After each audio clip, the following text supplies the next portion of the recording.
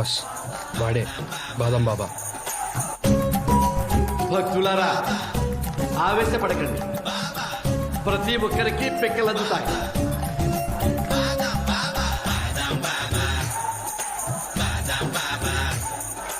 ఈ బాదం బాబా ఏంటి, చేతిలో ఈ బొచ్చలేంటి, ఈ భక్తులేంటి ఏంటి? కొంచెం కంట్రోల్ అవ్వండి బాస్. క్రౌడ్ క్లియర్ అయ్యాక ఎలాగైనా వాడిని మన డెన్కి తీసుకెళ్లి వాడితో నిజం కక్కిద్దాం.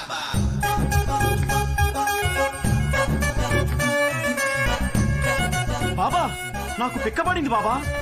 ఒరే నేను ఇంక పెక్కే విషయం లేదు, నీకెప్పుడు ఎలా పడింది రా పరశుడా? వీడిని బయటికి పంపించండి. మొన్నంతే 4 పిక్కలు వేశాను, 10 మంది లేచారు వెధవలు. మీ అందరూ కప్పులు చేతిలో పట్టుకొని జై బాదం బాబా అనుకోండి.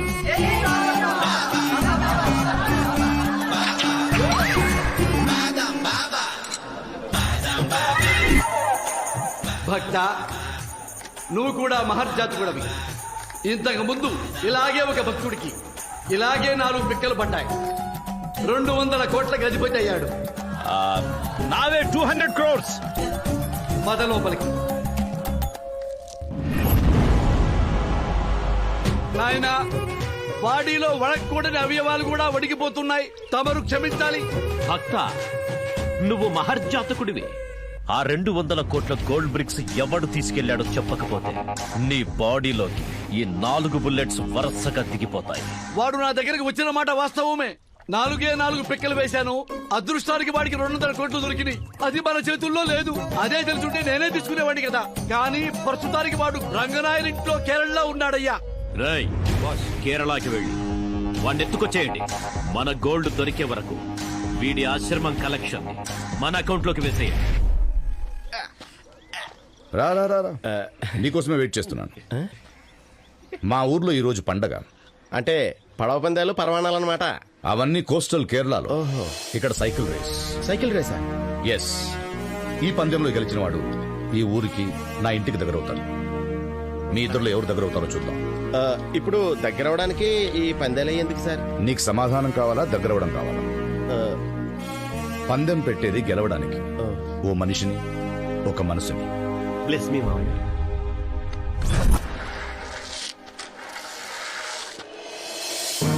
ఇది 10 కిలోమీటర్ల race.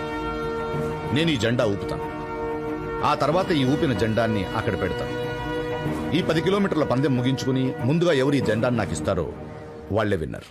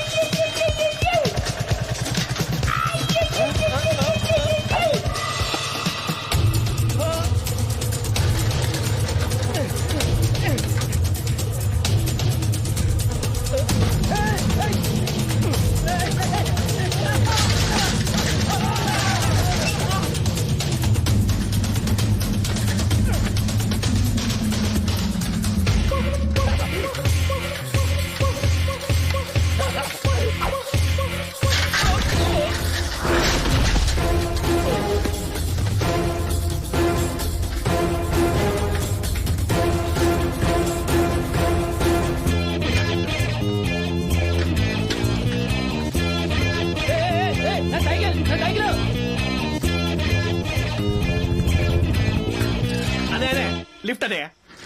Thank you.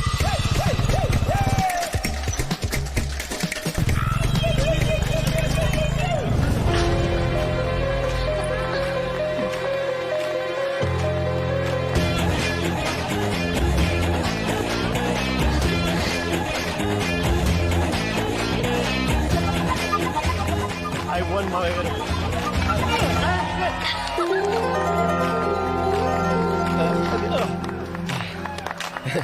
Good job. పందెంలో గెలవడం, పట్టుదలతో పోరాడటం క్రీడా స్ఫూర్తి. ఎలాగైనా గెలవాలనుకోవడం చాలా పెద్ద తప్పు. ఆ తప్పు నువ్వు చేసావు.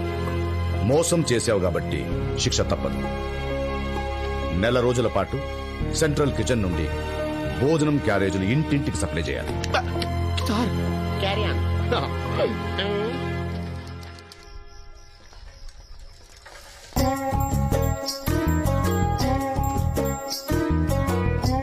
చేపల పులుసు అమ్మ, ముళ్ళు జాగ్రత్త. బాగా తినండి. ఈ చేపల కూర ఎంతమంది పంచి పెట్టాలి? What is this?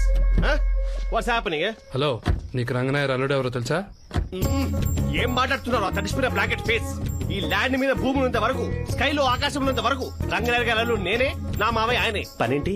ఏమీ లేదు, మా దగ్గర పాత కరెన్సీ కొంత ఉంది, నువ్వు మార్చి పెడతావునని. 60-40? 60-40. పర్లేదు పర్లేదు, మాకు ఓకే. పద వెళ్దాం. రేయ్, సైకిల్ తీసుకో. అరే స్టాండ్ ఏరా. పద.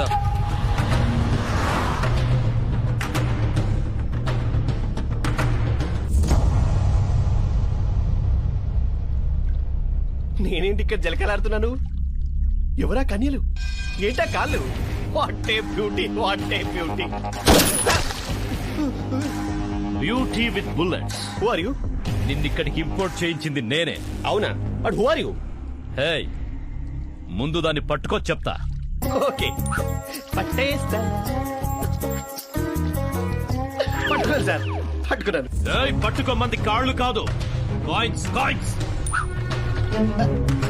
ఇంత వాటర్లో కాయిన్ ఎలా పట్టుకుంటారు sir? Okay okay okay, no violence sir. Quick. Sir, I got the coin. Good. I won. Voice. ఏంటి మళ్ళీ ఇంకా కాయిన్ సార్? మాట్లాడక వెతుకో. Okay okay okay.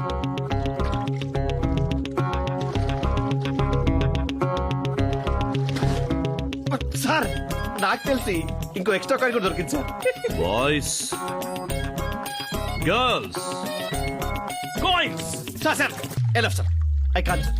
అదే కాల్ కలెక్షన్ ఏంటి sir? I'm not collection agent. అసలు మీకు ఏం కావాలి సార్? 20 కాయిన్సే నీళ్లలోంచి తీయలేకపోయాం. 200 crores వర్త్ గోల్డ్ మట్టిలోంచి ఎలా మాయం చేసావురా? సార్, ప్రాక్టికల్ గా ఆలోచిస్తాం సార్.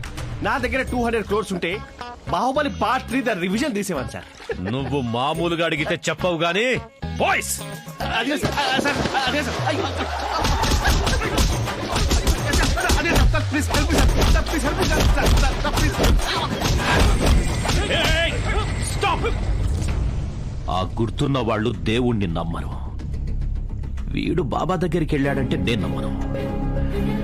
మీరు రాంగ్ పర్సన్ ఎత్తుకొచ్చారు. ఏయ్! ఎవరు నువ్వు? ఈ గుర్తు నాకు ఇలా హెల్ప్ చేసింది సార్. నేను సుధాకర్ సార్, నేను సుధాకర్. నువ్వు రంగనాయర్ అల్లుడివేనా? ఇప్పటికీ ఎప్పటికీ అల్లుండే సార్. ఆయనకి ఇంకా హైదరాబాద్ నుంచి వచ్చిన అల్లుడు ఎవరైనా ఉన్నారా? ఉన్నాడు సార్, రాంబాబు అని. వాడు అల్లుడు కాదు, కాలేడు. ఎందుకంటే వాడిని నేను మీకు పట్టిస్తాను కాబట్టి. Come on, boys, come on. We have to get the gold. Come on.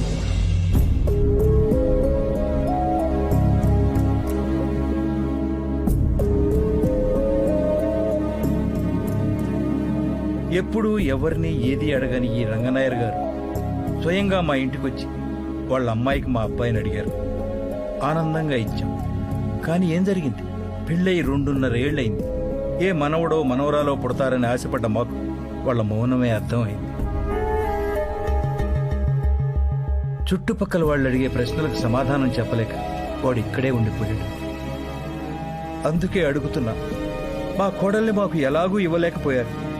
కనీసం మా కొడుకునైనా ఇప్పించండి బావగారు. మనం లోపలికి వెళ్ళి మాట్లాడుకుందాం బావగారు. పర్వాలేదులేండి, లోపలికెళ్ళి చాలాసార్లు మాట్లాడుకున్నాం. ఈ ఊరంతా మీ కుటుంబం కదా, కుటుంబ విషయాల కుటుంబం ముందు మాట్లాడితే తప్పే ఉంది.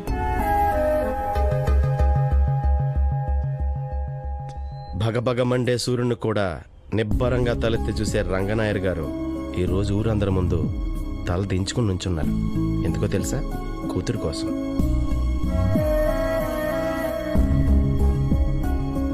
చిన్నప్పుడు పిల్లలు తల్లిదండ్రుల్ని తెలియక గుండెల మీద తంతారు, కానీ పెద్దయ్యాక అన్నీ తెలిసి గుండెల మీద తంతారు. మీ కాళ్ళు కందిపోతాయని తన చేతులపై నడిపిస్తాడండి నాన్న. తన భుజాల మీదకెత్తుకుని తనకంటే ఎత్తైన ప్రపంచాన్ని చూపించాలనుకుంటాడండి. మీరు చదువుకుంటున్నప్పుడు పుస్తకం అవుతాడు, ఆడుకుంటున్నప్పుడు గుర్రం అవుతాడు. అన్నీ తానే మారే తండ్రికి కూతురు మంచి చెడుల గురించి తెలియదంటారా చెప్పండి? 2 నెలలు ప్రేమించిన వాడి కోసం 20 సంవత్సరాలు పెంచిన తండ్రినే ద్వేషించారు. అయినా మీరు వర్షంలో తడిస్తేనే భయపడే తండ్రికి కన్నీళ్లతో తడుస్తానంటే భయం రాదా చెప్పండి?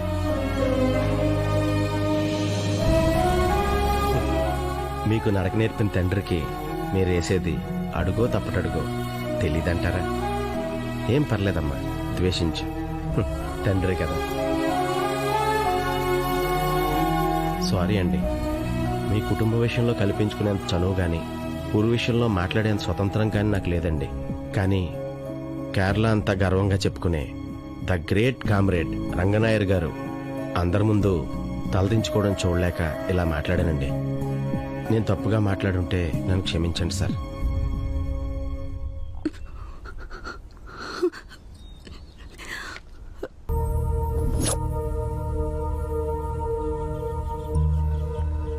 ఈ గ్రామాన్ని ఖాళీ చేయాలని ప్రభుత్వం 3 సంవత్సరాల నుంచి నోటీసులు ఇస్తోంది. 6 నెలల నుంచి గుర్తు చేస్తోంది కూడా. అయినా మీరు పట్టించుకోలేదు. ప్రతి రాష్ట్రానికి క్యాపిటల్ ఉన్నట్టే ప్రతి జిల్లాకు ఓ క్యాపిటల్ ఉండాలి. అలాగే ప్రతి జిల్లాల్లో ఉన్న మండలాలను కలుపుతూ ఓ సెంట్రల్ బిజినెస్ టూరిస్ట్ డిస్ట్రిక్ట్ లా ఈ ప్రాంతాన్ని తయారు చేయాలని ప్రభుత్వం ఎంచుకుంది.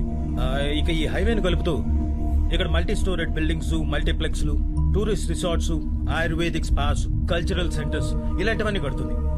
సంవత్సరం తర్వాత మీరు ఈ ప్రాంతాన్ని గుర్తుపట్టడం కష్టమవుతుంది. ఇంటికో ఉద్యోగం, ఎకరానికో ఇంటి స్థలం మీరంతట మీరే ఇస్తే భూసేకరణ చట్టం కింద మీకు నష్టపరిహారం చెల్లించి గౌరవంగా తీసుకుంటారు. కాదంటే మరో కొత్త చట్టం చేసి మరీ తీసుకుంటారు. 5 సంవత్సరాలకు ప్రభుత్వం మారినప్పుడల్లా కొత్త చట్టాలు, కొత్త విధానాలు, అవినీతి చేయడానికి కొత్త మార్గాలు.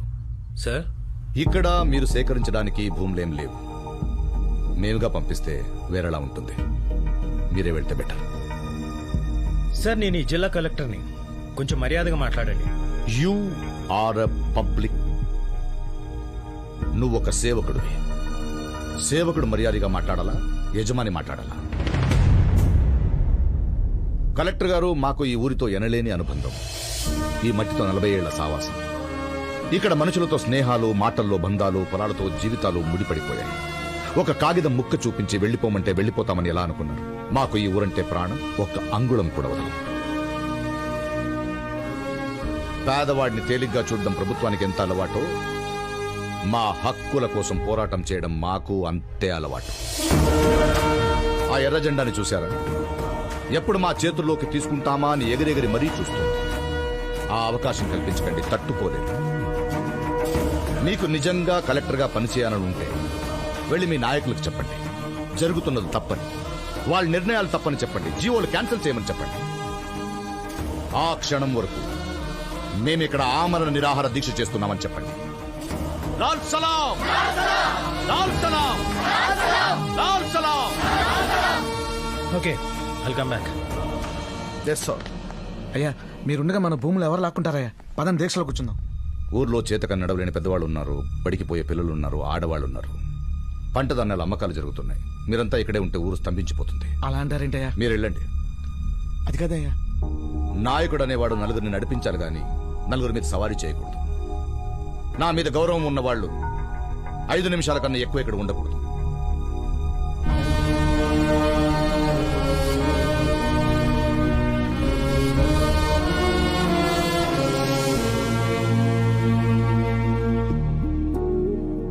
నాకు తెలుసు నీకు నా మీద గౌరవం లేదని. అది కాదు నాయర్ గారు, నేను సావిత్రిని ప్రేమించాను కాబట్టే ఈ ఊరు వచ్చాను.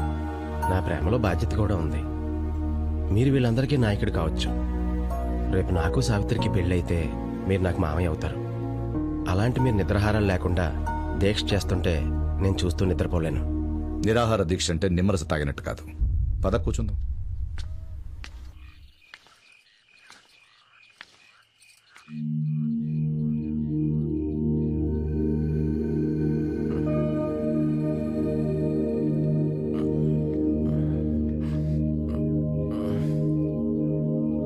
రాంబాబు,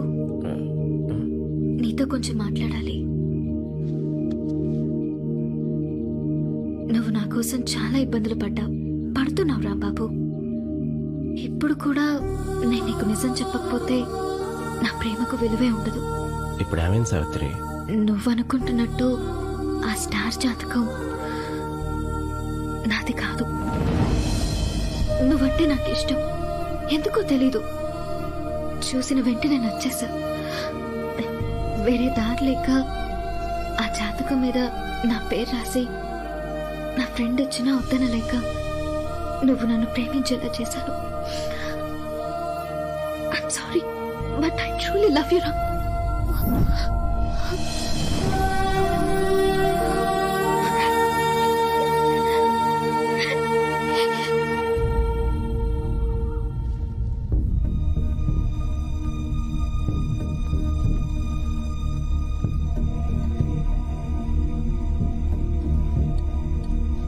రంగనాయర్ గారు, మీరు చేస్తున్నది కరెక్ట్ కాదండి.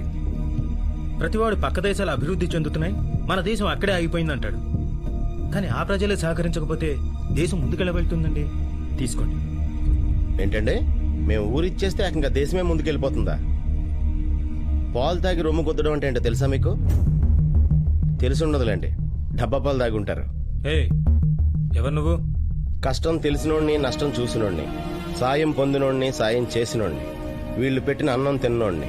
అన్నీ అనుకున్నట్టు జరిగితే వీళ్ళందరిలో ఒక్కడిని. మాట్లాడటానికి ఈ క్వాలిఫికేషన్ సరిపోతాయా?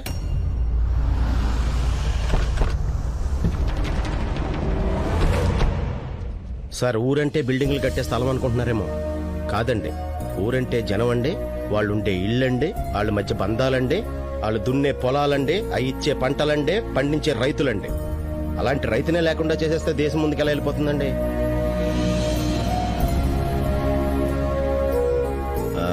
సరిగ్గా చదువుకోపోవడం అనుకుంటండి చాలా డౌట్స్ వచ్చేస్తున్నాయి. ఇప్పుడు ఈ ఊరు ఖాళీ చేయించి హబ్బలు కట్టించడం వల్ల సుమారు ఎన్ని ఉద్యోగాలు వస్తాయంటారు? 1500 ఉద్యోగాలు వస్తాయి. అంటే 1500 కుటుంబాలు బతుకుతాయన్నమాట. జస్ట్ 1500 అంతేనా? ఈ ఊరికి అంతకంటే ఎక్కువ ఉద్యోగాలు వస్తాయా? ఈ ఊర్లో రైతుల వల్ల మీరు ఊహించలేని ఉద్యోగాలు పుడుతున్నాయి సార్. రైతులు పండించిన పంటకి రైస్ మిల్ ఇండస్ట్రీ ఉంటుందండి. ఆ బియ్యం ప్యాక్ చేయాలంటే ప్యాకేజింగ్ ఇండస్ట్రీ ఉంటుందండి. వాటిని మార్కెట్లోకి తరలించడానికి ట్రాన్స్పోర్ట్ ఇండస్ట్రీ ఉంటుందండి. అమ్మడానికి షాపులు, సూపర్ మార్కెట్లు ఉంటాయండి. రైతులకి లోన్లు ఇవ్వడానికి బ్యాంకింగ్ ఇండస్ట్రీ ఉంటుందండి. మధ్యలో పంట పెరగడానికి కావాల్సిన ఎరువుల ఇండస్ట్రీ ఉంటుందండి. దున్నడానికి ఆటోమొబైల్ ఇండస్ట్రీ ఉంటుందండి. పంటలు బాగా పండితే ఎక్స్పోర్ట్ అండ్ ఇంపోర్ట్ ఇండస్ట్రీ ఉంటుందండి. డైరెక్ట్ గా కాకపోయినా హోటల్ ఇండస్ట్రీ ఉంటుందండి. వీళ్ళ మీద పడి బతికే బోకర్ల ఇండస్ట్రీ ఉంటుందండి. వీళ్ళ ఓట్ల కోసం హామీలు గుప్పించే పొలిటికల్ ఇండస్ట్రీ ఉంటుందండి. ఉంటాయా, ఉండవా? ఇన్ని ఇండస్ట్రీల్లో ఉద్యోగాలకు కారణమైన వ్యవసాయ రంగాన్ని మాత్రం ప్రభుత్వం ఎందుకు ఇండస్ట్రీగా గుర్తించదో? 1500 ఉద్యోగాల కోసం 1800 ఎకరాల పంట భూమిని బీడు చేసి బిల్డింగులు కట్టేస్తారా? అసలు ఆ కొండల పక్కన 2000 ఎకరాల బీడు భూమి ప్రభుత్వందే కదా, అక్కడ కట్టుకోవచ్చు కదా మీ హబ్బులయ్యో. తప్పు సార్. రెండో బిడ్డ పుట్టబోతుంది కదా అని ఏ తల్లి మొదటి బిడ్డను చంపుకోదు. మీరు చూపించిన ఆ భూమిని చదును చేసి డెవలప్ చేయాలంటే ప్రభుత్వానికి 100 కోట్లు ఖర్చు అవుతుంది. 400 కోట్లు సరిపోతాయా? నా ఆస్తి మొత్తం కలిపితే 400 కోట్లు ఉంటుంది. అది రాసిచ్చేస్తాను. మీ గవర్నమెంట్ నా హబ్ ఏదో అక్కడ కట్టుకోమని చెప్పు. అది కాదు రాంబాబు, డబ్బంతా ఇచ్చేస్తే నువ్వేం చేస్తావు?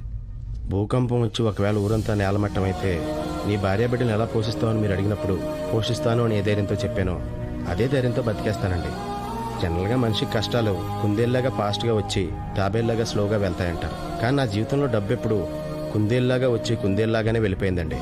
అప్పుడు ఒక్కడనే సాధించేశానండి. ఇప్పుడు నా వెనకాల ఇంతమంది జనం ఉన్నారు. ఎంతసేపు అండి సంపాదించడం? బాబు, నువ్వు కష్టపడటం మా కోసం ఎందుకని? ఊరుకోండి. సుఖాలు పంచుకోవడానికి ప్రతివాడు వస్తాడు, కష్టాలు పంచుకోవడానికి అయినోడు వస్తాడు. నన్ను ఒక్కసారి అయినోడుగా చూడండి. మీ నోటంటే ఈ మాట రాదు.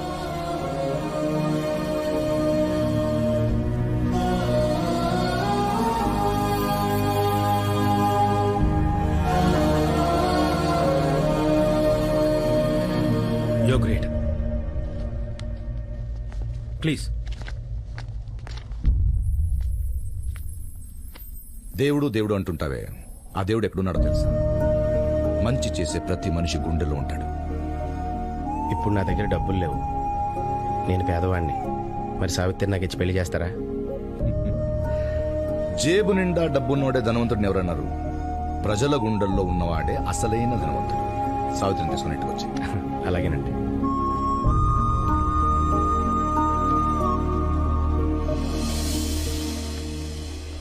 ఏంటి సావిత్రి, వెళ్ళిపోయినాడు మళ్ళీ ఎందుకు వచ్చాడా అని చూస్తున్నావా? నువ్వు అబద్ధం చెప్పావని తెలిసాక కోపం వచ్చింది. ఆ కోపంతో కొంత దూరం వెళ్ళాక తప్పు నువ్వు ఒక్కదానివే చేయలేదనిపించింది. ఇంకా కరెక్ట్గా చెప్పాలంటే ప్రేమ కోసం నువ్వు అబద్ధం చెప్పడం తప్పే కాదనిపించింది. నేనే ఉంగరాలని జాతకాలని. సారీ సావిత్రి.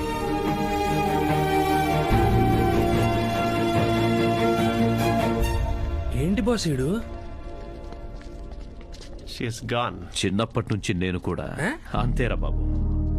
ఎవరైనా కష్టపడుతుంటే చూడలేను. 10వ తరగతి పరీక్ష రాసేటప్పుడు పక్కనున్న అమ్మాయి పెన్ను లేదని అడిగితే నా పెన్ను ఇచ్చేశాను. మరి ఎగ్జామ్ ఎలా రాశారు బాస్? అప్పటి నుంచి చదువు మానేశాను. నెక్స్ట్ టైం ఎప్పుడైనా మనం బంగారం దాచాల్సి వస్తే వాడికి కనపడేటట్టు పెట్టండి. కనపడేలా ఎందుకు? వాడికే ఇచ్చేస్తే పోలా? ఇది కరెక్ట్. నిజమైన విప్లవాన్ని నడిపించేది స్వచ్ఛమైన ప్రేమ అన్నారు చెగువారా. అంటే ప్రేమకి దేన్నైనా సాధించగల శక్తి ఉందని అర్థం. ఓ అమ్మాయి ఓ అబ్బాయిని ప్రేమిస్తుంది. ఓ అబ్బాయి ఓ అమ్మాయిని ప్రేమిస్తాడు. ఓ తండ్రి తన భార్య పిల్లలను కుటుంబాన్ని ప్రేమిస్తాడు. అలాగే తన కూతుర్ని ప్రేమించే అల్లుడు కావాలనుకుంటాడు. నేను అలాగే అనుకున్నాను. కానీ నా కూతురుతో పాటు నా గ్రామాన్ని కూడా ప్రేమించే అల్లుడు దొరికాడు. ముందుగా వధు నా రెండో కుమార్తె సావిత్రిని వేదిక మీద ఆహ్వానిస్తున్నాను.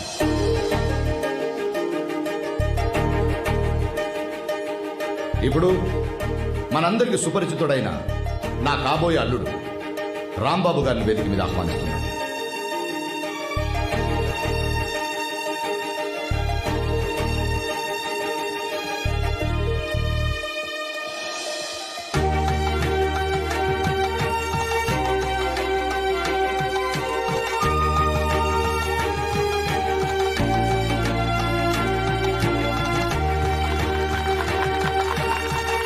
Congratulations.